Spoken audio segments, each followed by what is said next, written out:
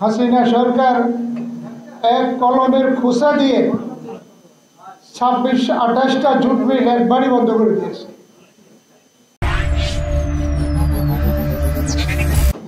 আমি মহিউদ্দিন ভাই আত্মার প্রতি শ্রদ্ধা জানাই, তার ছেলেরা আসছে, তাদেরকে শুভেচ্ছা জানাই। আমরা আজকের এই মিটিংটা সফলতা কামনা করছি বা হয়েছে আশা করছি।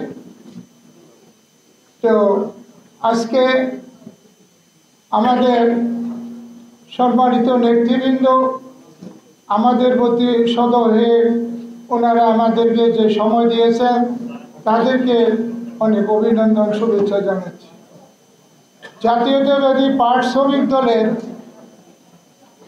যে দাবি দেওয়া যে বিগত সরকার হাসিনা সরকার এক কলমের খোসা দিয়ে ২৬-২৮টা জুট মিল একবারই বন্ধ করে দিয়েছে।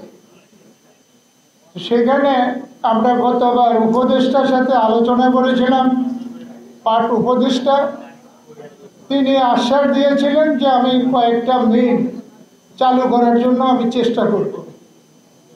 তারপরে উনি আবার বদলি হয়ে গেলেন, নতুন করে একজন উপদেষ্টা আসছে।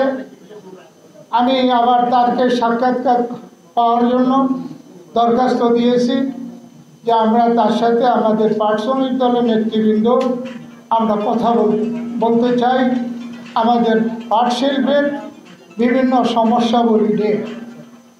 তারপরে আমরা আমাদের বিজিএমসি চেয়ারম্যান নতুন যে আগে ছিল সে বদলে হয়ে গেছে, নতুন একজন আসছে, সে আর্মির অফিসার।